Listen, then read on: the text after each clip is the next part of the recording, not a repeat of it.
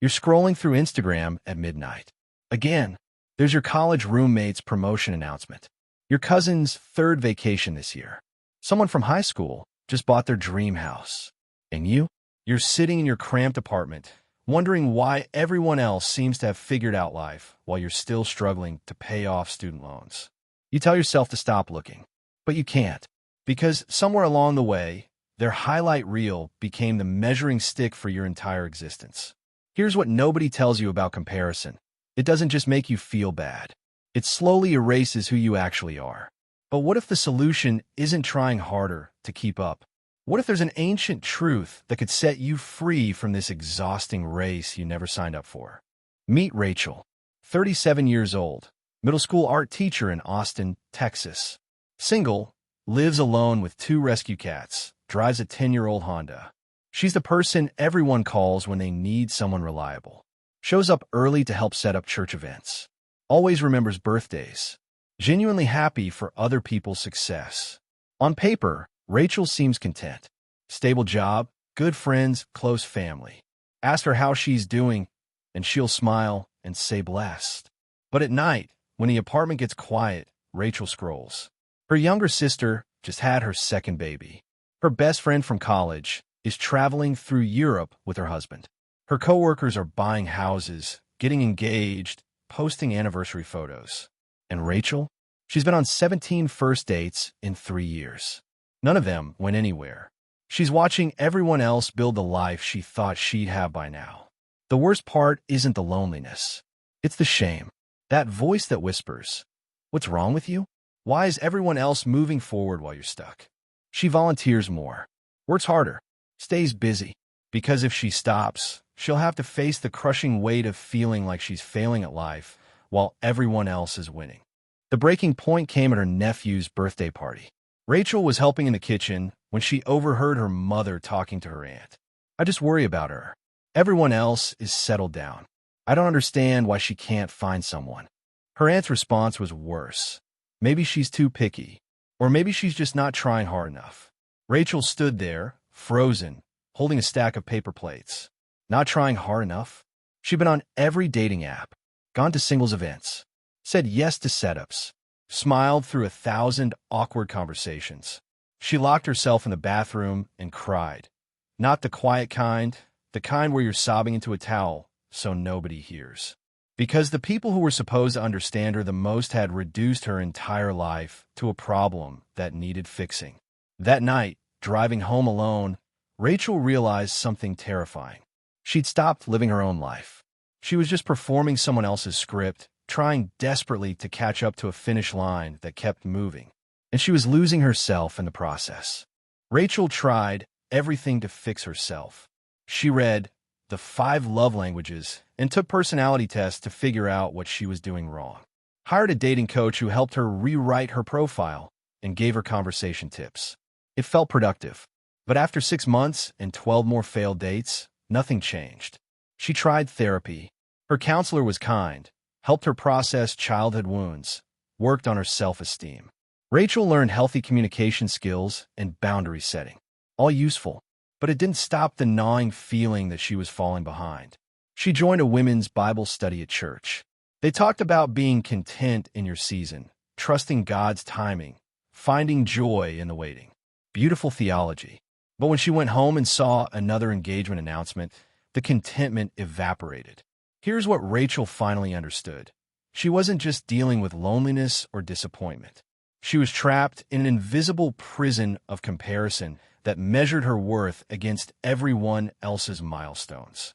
No amount of self-improvement could free her from that, because the real problem wasn't her circumstances.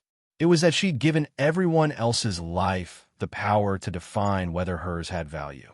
And no dating coach or therapy session could give her the strength to reclaim that power. She needed something deeper. 3 weeks later, Rachel was at a church service she almost skipped. She'd been avoiding church lately, too many baby dedications and wedding announcements. But her friend convinced her to come. The pastor wasn't preaching about relationships or finding your purpose. He was talking about identity. And then he read Galatians 6 verse 4. Each one should test their own actions. Then they can take pride in themselves alone, without comparing themselves to someone else. Rachel had heard dozens of verses about comparison. Most of them felt like scolding, "Don't compare yourself. It's wrong. Stop doing it." But this verse said something radically different. Test your own actions. Take pride in yourself alone. Not in yourself, compare to someone else. In yourself. Period. The pastor explained it this way. Paul isn't saying comparison is just bad for you emotionally. He's saying it's spiritually illegitimate. Because when you measure your life against someone else's, you're evaluating the wrong test. God gave you your life, your calling, your story. And when you spend all your energy trying to match someone else's story, you're rejecting the one he wrote specifically for you. Something cracked open inside Rachel. All this time, she'd been treating her singleness as a failure, something to be ashamed of, something that proved she was less than. But what if it wasn't a deficit? What if her life, exactly as it was right now, had inherent value not because of what it looked like compared to others, but because it was hers? What if God's measurement of her life had nothing to do with Instagram posts or relationship status or checking boxes by a certain age? The change in Rachel didn't happen overnight, but something fundamental shifted. She started every morning with a new prayer. God, help me live the life you gave me, not the one I think I'm supposed to have. She deleted Instagram, not forever, but for 3 months. Turned off the constant feed of everyone else's highlight reels. At first, the silence felt uncomfortable, but slowly, space opened up. She started noticing things she'd stopped appreciating. How much her students trusted her. The way her art brought joy to kids who struggled in other classes. The depth of her friendships, real conversations, not curated posts. She volunteered at a youth shelter teaching art workshops, not to fill time or distract herself, but because it genuinely mattered to her. And for the first time in years, Rachel felt proud of her life. Not proud compared to anyone else. Just proud. She went on a solo trip to New Mexico. Hiked. Painted. Sat in silence. Her sister texted, "Aren't you lonely?" Rachel smiled and replied, "No, I'm actually really content." And she meant it. Did she still want partnership? Yes. Did she still have hard days? Absolutely. But she'd stopped measuring her life's value by whether she had what someone else had. She was testing her own actions, finding meaning in her own story. And that freedom? That changed everything. Each one should test their own actions. Then they can take pride in themselves alone, without comparing themselves to someone else. Right now, there's a measuring stick in your head. Maybe it's marriage, career success, how much money you make, how many kids you have, how your body looks. And you're constantly checking where you fall on that scale compared to everyone around you. Here's the truth. That measurement is killing you. Not because wanting those things is wrong, but because you're evaluating your worth using someone else's test. God didn't create you to live someone else's story. He created you to live yours, with all its unique challenges, unexpected detours, and specific purposes that only you can fulfill.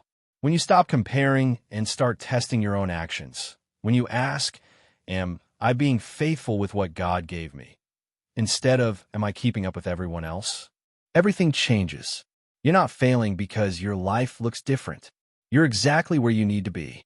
And that life, the one you're actually living right now, has immeasurable value. Not because it matches someone else's, because it's yours.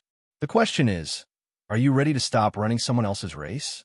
Because the freedom to be exactly who God created you to be, it's been waiting for you all along. Your story matters, not compared to anyone else's, just as it is. And that's more than enough. If Rachel's story resonates with you, I want to hear from you. Drop a comment below and tell me, what's the one thing you keep comparing yourself to others about? Your relationship status? Your career? Your finances? Let's be real together. Sometimes just naming it out loud is the first step to freedom. Share your story. You're not alone in this.